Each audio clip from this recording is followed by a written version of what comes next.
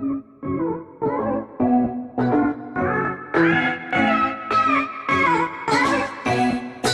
everyone, welcome back to the physics class.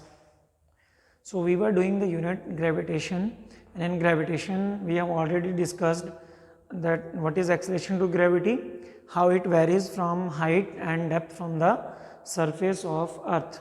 So moving ahead, we are doing the topic now, what is gravitational field. First of all, I am dividing the board.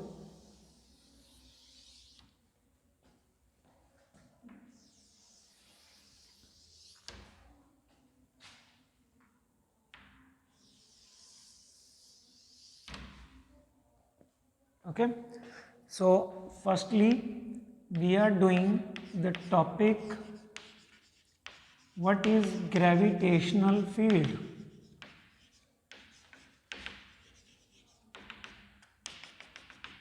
Topic is gravitational field. So we should know what is gravitational field. Let us discuss.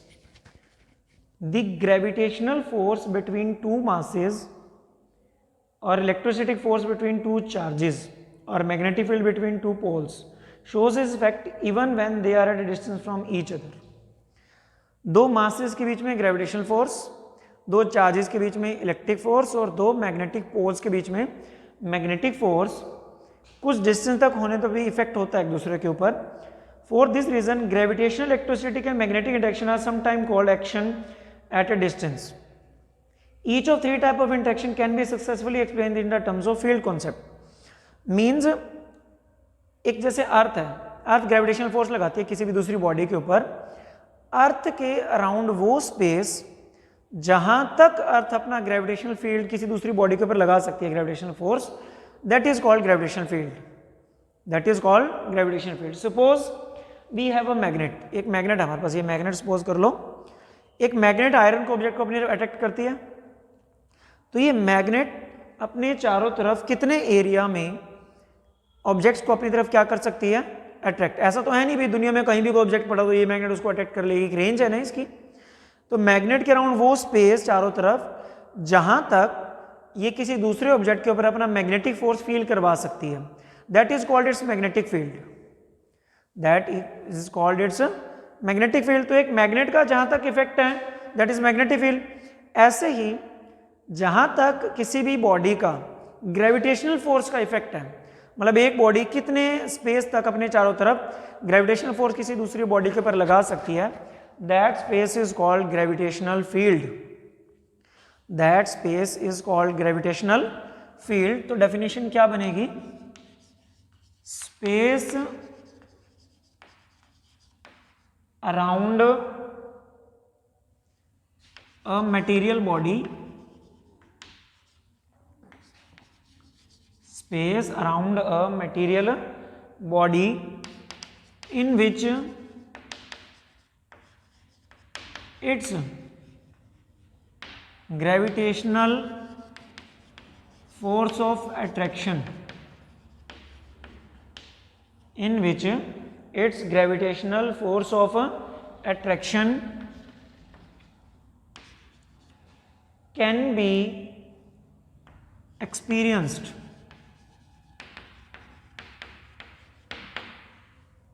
एक material body के around वो space जितने space में किसी भी body का आप gravitational force feel कर पाओ, मतलब जो सेंटर पे बॉडी है उसका कहाँ था वो ग्रेविटेशनल फोर्स अपना फील करवा सकती है, that space is called its gravitational field. मतलब उसकी बाउंड्री उसके चारों तरफ, that is called its gravitational field. Okay, so next we are doing that what is gravitational potential energy. Next topic we are going to discuss, that is gravitational potential energy. The concept is gravitational potential energy. So what is gravitational potential energy? As we know, energy can be converted from work can be converted into energy and energy can be converted from work, okay, into work. तो work energy में convert हो सकता है, energy work में convert हो सकती है। सो अगर ग्रेविटेशनल पोटेंशियल एनर्जी इसके बारे में हम समझते हैं। अब कोई भी एक बॉडी है जो इन्फिनिटी पे पड़ी है, कोई भी एक बॉडी है जो कहाँ पड़ी है, इन्फिनिटी में, और आपको उसको उठाकर ग्रेविटेशनल फील्ड के अंदर लेके आना है। एग्जाम्पल लेते हैं हम, देखो ये है हमारी earth, this is our mother earth, okay, this is the radius of the earth, that is R. एक मैं इसके अराउंड स्पेस बना रहा हूं, this is gravitational field, what is it, this is gravitational field of earth. ये earth का gravitational field है, मतलब ये अर्थ इतने स्पेस में अपना ग्रेविटेशन का फोर्स फील करवा सकती है। इतने स्पेस के अंदर कोई भी ऑब्जेक्ट होगा तो उसके ऊपर ग्रेविटेशन फोर्स लगेगा अर्थ का, इससे बाहर होगा तो नहीं लगेगा। सो this is the gravitation field of earth. Now suppose a body is at infinity, यहां मैं थोड़ा यहां कर रहा हूं, body is at infinity of mass m, body का मास है m। उस बॉडी को इन्फिनिटी से उठाकर आपने क्या करना है, ग्रेविटेशनल फील्ड के अंदर किसी भी पॉइंट पे लेके आना है। मान लो यहां तक आपने लेके आना है, बॉडी को उठाकर इन्फिनिटी से ग्रेविटेशनल फील्ड के अंदर किसी भी पॉइंट तक आपको लेके आना है। तो जो आपको वर्क डन करना पड़ेगा बॉडी को इन्फिनिटी से उठाकर उस पॉइंट तक लाने में, that work done is called gravitational potential energy, that work done is called gravitational potential energy of that point, gravitational potential energy from that point, that is called the work done in bringing a mass from infinity to a point in gravitational field, that work done is called gravitational potential energy of the body at that point। तो मैं इसकी अब definition लिख रहा हूँ, क्या इसकी definition बनती है ग्रेविटेशनल पोटेंशियल एनर्जी की, amount of work done, amount of work done in bringing the body, in bringing body from infinity to a point in gravitational field। Gravitational field के अंदर किसी भी पॉइंट पे अगर आपने बॉडी इन्फिनिटी से उठा तक वहां तक लानी है, तो जितना आपको वर्क डन करना पड़ेगा उस बॉडी को लाने में, that is called gravitational potential energy at that point, that is called gravitational potential energy at that point. So what is mass of earth, that is m, radius of earth is r, और जो body आप लेके आ रहे हो उसका मास है small m। आप उसको इन्फिनिटी से मान लीजिए P पॉइंट तक लेके आ रहे हो, इन्फिनिटी से एक पॉइंट तक लेके आ रहे हो P तक, और वो P जो पॉइंट है वो ग्रेविटेशनल फील्ड के अंदर है, एंड अर्थ के सेंटर से उसका जो डिस्टेंस है दैट इज स्मॉल r। जिस पॉइंट पे आप बॉडी लेके आ रहे हो अर्थ के सेंटर से उसका जो डिस्टेंस है that is small r।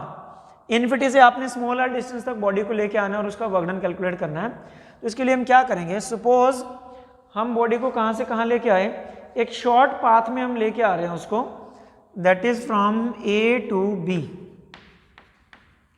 Infinity से P तक लाने का जो रास्ता है उसी रास्ते में एक स्मॉल पाथ है दैट इज AB।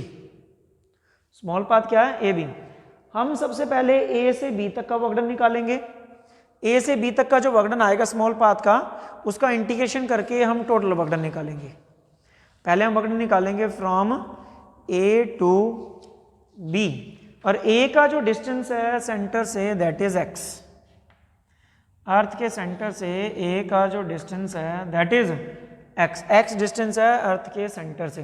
तो मतलब जब बॉडी आप इन्फिनिटी से उठा के P तक लाना चाहते हो, A पे पहुंच गए, तो जब A पे है तो ग्रेविटेशन उसके ऊपर कितना, अगर ग्रेविटेशनल फील्ड के अंदर है, मान लो ये दोनों पॉइंट, अगर ये मान लेते हैं अभी ये ग्रेविटेशनल फील्ड के कहाँ है, अंदर है, अंदर लेना तो इसको और थोड़ा चेंज कर लो। फिर this is the point P, up to which हमें ये लेके आना है, this is the point A, this is the point B, ये डिस्टेंस यहाँ तक का x हुआ और इसका जो डिस्टेंस है दैट इज r, ये r है। ए पर आ गई बॉडी, ए पर है, ग्रेविटेशनल फील्ड के अंदर है, तो इसका ग्रेविटेशनल फोर्स जो है इसके ऊपर लगेगा। ओके, तो ग्रेविटेशनल फोर्स एक्सप्रेशन कर रहे हैं हम इसकी। अब ये पहले मैं एक्सप्रेशन कर रहा हूँ, ध्यान रखना।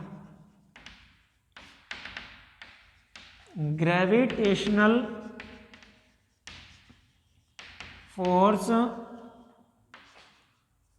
ऑन मास m, जो मास हम लेके आ रहे हैं स्मॉल m, एट ए पे ग्रेविटेशन फोर्स कितना लगेगा? ग्रेविटेशन फोर्स का फॉर्मूला G m1, मतलब फर्स्ट बॉडी का मास जो अर्थ लगा रही है, सेकंड बॉडी जो आप लेके आ रहे हो, डिवाइड बाय दोनों के बीच का डिस्टेंस का क्या है? डिस्टेंस है अभी दोनों के बीच का x।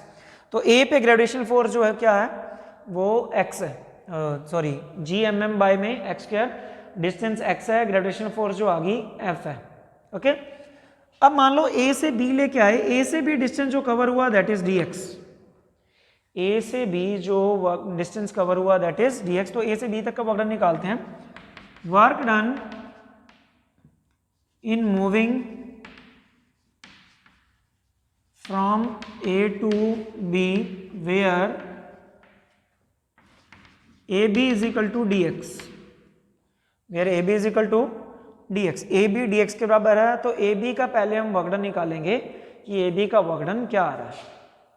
So work done from A to B हम कैलकुलेट करते हैं। वर्क डन का क्या फॉर्मूला होता है? फोर्स इनटू जो डिस्प्लेसमेंट होती है। अब फोर्स, ग्रेविटेशनल फोर्स उसको नीचे खींच रही है ना, इधर F जो लग रही है ग्रेविटेशनल फोर्स अट्रैक्टिव होती है तो उसको अपनी तरफ खींच रही है। So work done will be also small, क्योंकि स्मॉल पाथ है। Work done is equal to force into displacement.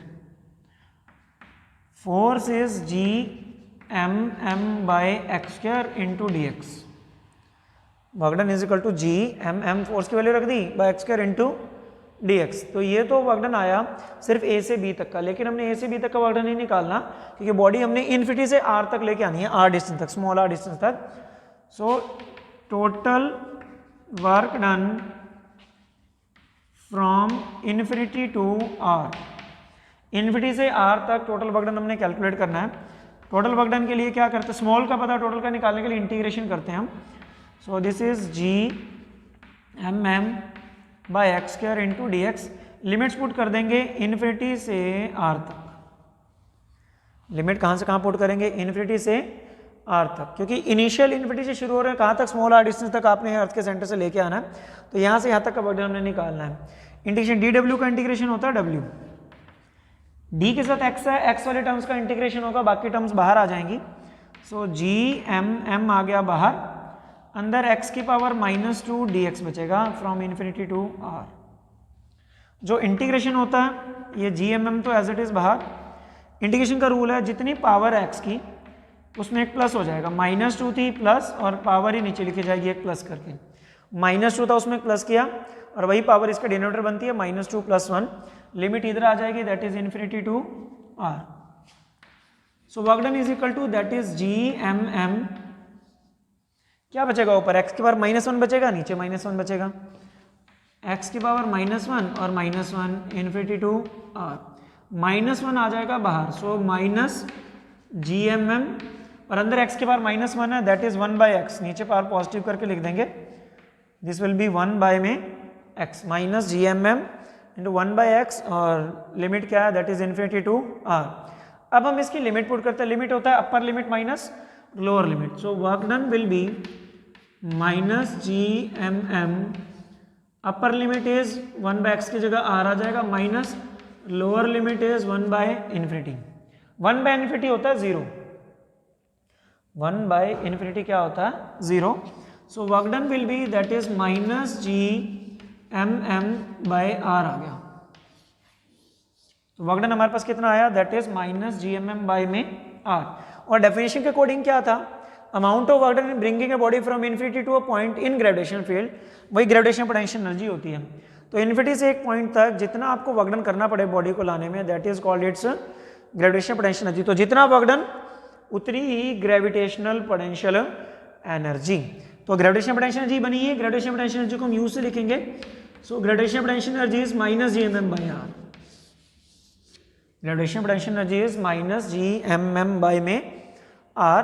Gravitational potential energy negative क्यों आई? नेगेटिव का मतलब है कि अट्रैक्टिव है, फोर्स जो लग रही है, तो नॉर्मल सी बात है अर्थ उस बॉडी को अपनी तरफ क्या कर रही है, अट्रैक्टिव। अगर ग्रेविटेशनल पोटेंशियल नेगेटिव आए, एनर्जी नेगेटिव का मतलब इट इज अट्रैक्टिव की बॉडी अर्थ की तरफ या किसी भी बॉडी की तरफ जो है वो अट्रैक्ट हो रही है, जो उसके ऊपर फोर्स लगा रहा है। Okay, so this is the derivation for gravitational potential energy of a body from infinity to a point called gravitational potential energy.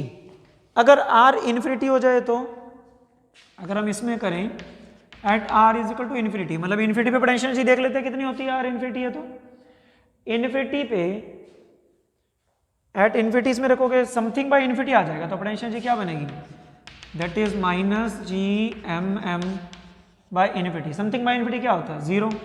सो इसका मतलब इन्फिनिटी पे पोटेंशियल एनर्जी जीरो होती है, इनफाइनाइट पॉइंट पे पोटेंशियल एनर्जी क्या होगी, जीरो बनेगी।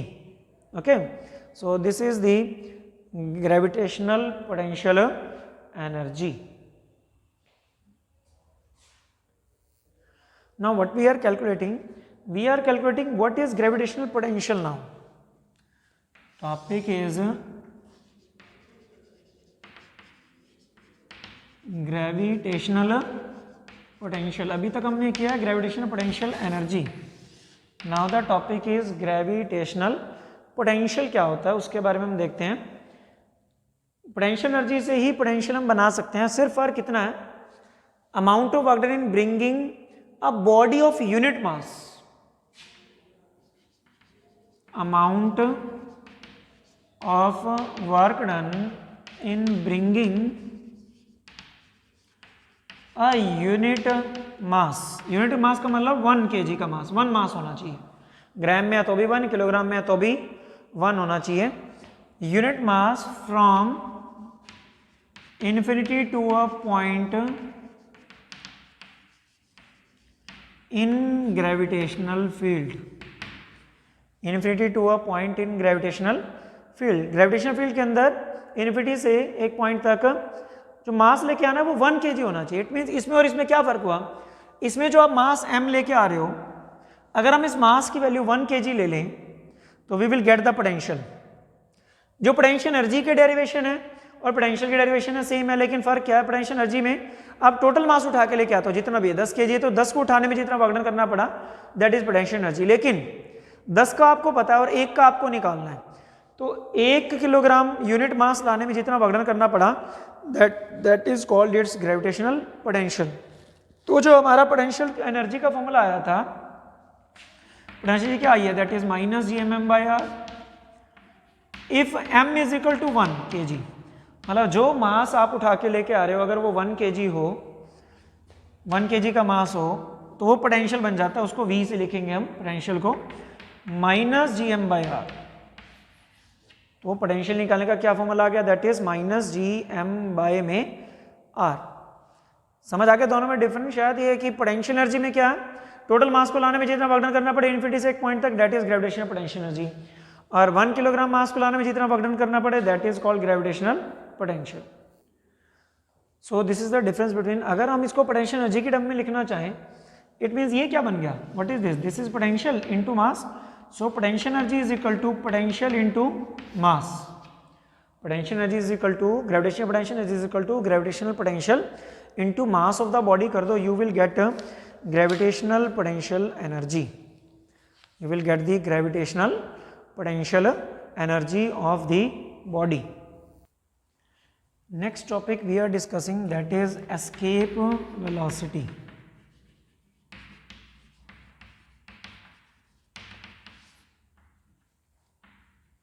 What is this? That is escape velocity. Escape velocity क्या होती है, देखिए अगर हम किसी भी, what is the meaning of escape, first of all हमें ये पता होना चाहिए। एस्केप का मतलब होता है बाहर निकल जाना, ओके मतलब किसी भी बाउंड्री से बाहर निकल जाना, that is escape. Escape velocity क्या है, अगर हम किसी भी बॉडी को ऊपर उछालते हैं तो वो वापस कहाँ गिरती है, नीचे। क्यों? क्योंकि वो ग्रेविटेशनल जो फोर्स लग रही है अर्थ की वो उसको वापस नीचे खींचती है। अगर हम किसी भी बॉडी को ऊपर इतनी वेलोसिटी से फेंक दें कि वो अर्थ का जो ग्रेविटेशनल फील्ड है वो एक बार उससे बाहर चली जाए, फेंकते एक बार बाहर चलेगी। अगर ग्रेविटेशनल फील्ड से बाहर चलेगी तो क्या अर्थ उसको वापस खींच पाएगी? नहीं खींच पाएगी, क्योंकि उसकी रेंज से बाहर होगी। तो it means escape velocity is that velocity, minimum velocity with which a body is projected upward. एक बॉडी कितनी मिनिमम वेलोसिटी से कहाँ फेंकी जाए? ऊपर की तरफ, सो दैट कि उसकी जो वेलोसिटी मतलब वो ग्रेविटेशनल फील्ड से कहाँ चली जाए? बाहर, और अपने आप वो वापस ना आए। That minimum velocity is called escape velocity. That minimum velocity is called escape velocity. तो डेफिनेशन क्या बनेगी इसकी? डेफिनेशन देखते हैं हम सबसे पहले। तो डेफिनेशन है minimum velocity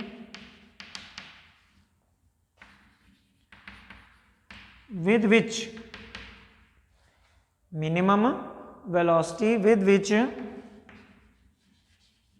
a body is projected upward. Minimum velocity with which a body is projected upward so that it just crosses the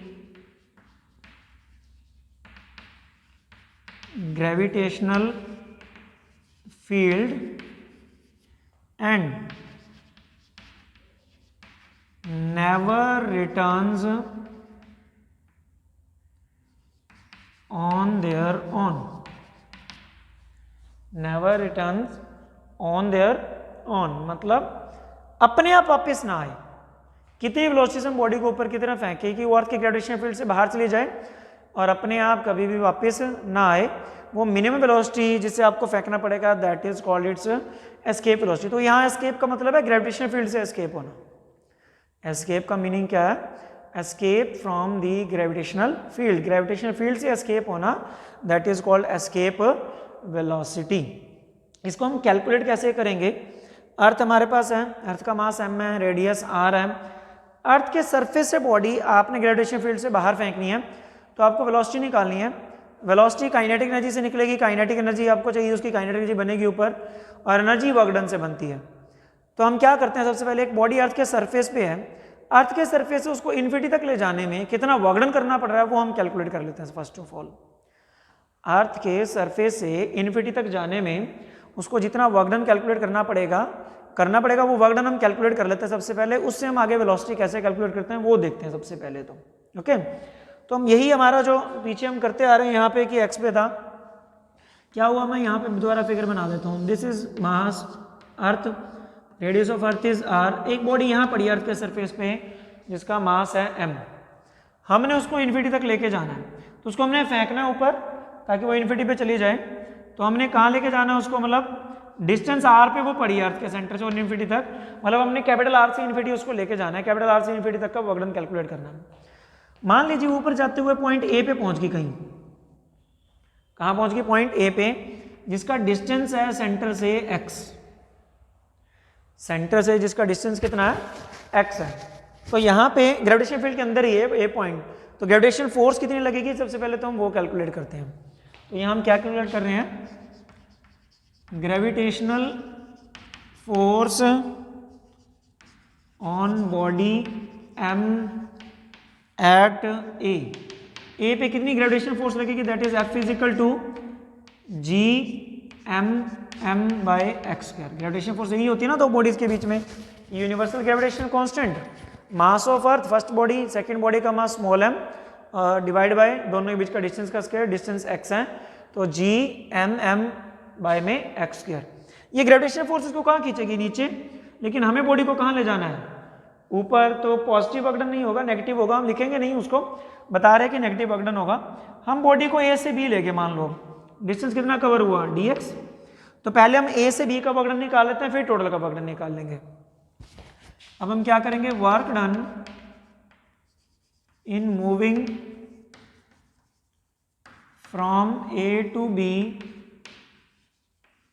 where AB is equal to dx। Derivation बिल्कुल same ही बनेगी, यही वाली as it is he है। तो work done क्या बनेगा? Small बनेगा dw, that is F dx।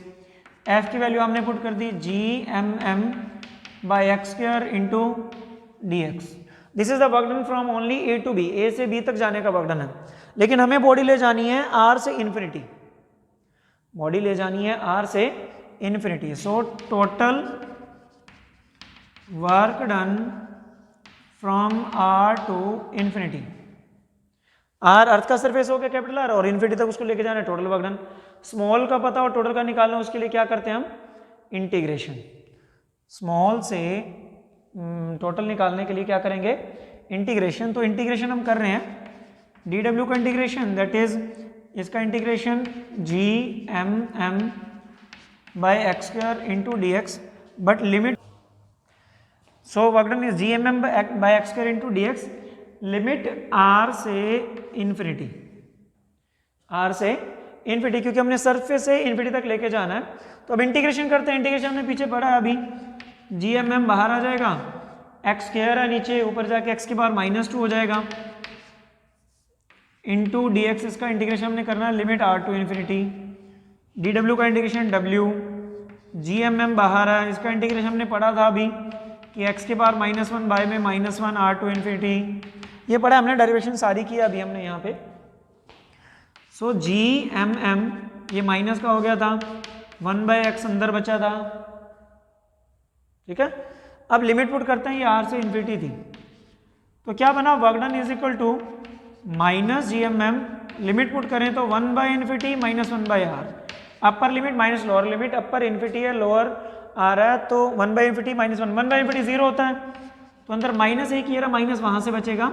So work done will be G M M by R, work done will be G M M by में आर। इतना work done आपको body को earth के surface से infinity तक भेजने में करना पड़ेगा। This work done will provide the kinetic energy to the body. This work done, इस चौक को मैंने ऊपर फेंकने में वर्क डन किया, तो वर्क डन क्या हुआ, ये मेरे वर्क डन कहाँ गया, वर्क डन एनर्जी में कन्वर्ट होता है, तो वर्क डन बॉडी की काइनेटिक एनर्जी बन गई। तो जिस भी बॉडी को आप ऊपर फेंकोगे, जितना आपने वर्क डन किया वो बॉडी की क्या बन जाएगी, काइनेटिक एनर्जी। तो काइनेटिक एनर्जी के बराबर भी हम ये वर्क डन रख सकते हैं। So work done is equal to kinetic energy, kinetic energy का formula that is half mv square, work done is equal to kinetic energy, work done जितना आया उसको काइनेटिक एनर्जी के बराबर रख दो, स्मॉल m से स्मॉल m हो गया कैंसल, हमने v स्क्वायर निकालना है, वेलोसिटी निकालनी थी, v स्क्वायर मैं इधर लिख रहा हूँ, तो ये 2 इधर आ जाएगा, दैट इज 2gm/r, स्क्वायर उधर जाके अंडर रूट हो जाएगा। So velocity is √2gm by में capital R, this velocity is what, escape velocity, ये वो वेलोसिटी आ गई जो किसी भी बॉडी को ऊपर फेंकने के लिए आपको मिनिमम चाहिए। इसका मतलब आपको क्या चाहिए, अगर अर्थ से फेंक रहे हो तो अर्थ का मास और अर्थ की रेडियस, मून पे जाके फेंक रहे हो तो मून का मास मून की रेडियस, किसी भी प्लेनेट से आपने कितनी वेलोसिटी से बॉडी को ऊपर फेंके कि वो वापस ना आए, उसको कैलकुलेट करने का हमारे पास ये फॉर्मूला आ गया, कितनी वेलोसिटी से हम उसको फेंकें। इसको थोड़ा और सिंप्लीफाई अगर हम कर सकें, उसके लिए देखते हैं, हमारे पास एक्सेलरेशन ड्यू टू ग्रेविटी होती है, और एक्सेलरेशन ड्यू टू ग्रेविटी का फॉर्मूला होता है दैट इज gm/r स्क्वायर। अर्थ के सरफेस पे एक्सेलरेशन ऑफ ग्रेविटी क्या होती है, gm/r स्क्वायर। यहाँ से gm की वैल्यू क्या आ गई, that is gr square, gm की जो वैल्यू है दैट इज gr स्क्वायर। तो यहाँ gm की जगह हम gr स्क्वायर लिख सकते हैं, थोड़ा सा और सिंपली कर देते हैं इसको, 2gm की जगह ऊपर gr स्क्वायर बाय में r अंडर रूट, एक r से एक r cancel, 2gr square by में r था, इसको gm को gr स्क्वायर, एक r से एक r कैंसिल हो गया, तो under root 2gr, this is also the formula for escape velocity. तो अगर मास दे रखा हो तो ये फॉर्मूला लगेगा, मास ना दे रखा हो तो ये फॉर्मूला लगेगा, which is used for calculating the escape velocity from the surface of earth. अगर अर्थ से निकालनी है, अर्थ का आपको जी पता है, अर्थ की रेडियस 6400 किलोमीटर होती है, तो एस्केप वेलोसिटी अगर अर्थ के सरफेस पे निकाली हमने, वो आती है 11.2 किलोमीटर पर सेकंड। अर्थ के सरफेस पे हमने एस्केप वेलोसिटी कैलकुलेट कर ली, जी की वैल्यू रखे और अर्थ की रेडियस रखे, आती है 11.2 किलोमीटर पर सेकंड। इट मीन्स अगर हम अर्थ के सरफेस से किसी भी बॉडी को 11.2 किलोमीटर पर सेकंड है कि स्पीड से अगर हम फेंक दें तो वो वापस नहीं आएगी, वो ऊपर ही चली जाएगी, अर्थ के ग्रेविटेशनल फील्ड से बाहर निकल जाएगी। लेकिन स्पीड आप ध्यान रखो 11.2 किलोमीटर पर सेकंड है, पर आवर नहीं है, 1 सेकंड में 11.2 किलोमीटर का डिस्टेंस बॉडी कवर करनी चाहिए। इतनी वेलोसिटी से जब आप फेंकोगे तब वो अर्थ के ग्रेविटेशन फील्ड से कहाँ चली जाएगी, बाहर चली जाएगी। It will never returns on it's on. This is the derivation for the escape velocity of the body. I hope you all understood. Do practice, do prepare notes. Till then, thanks and have a nice day.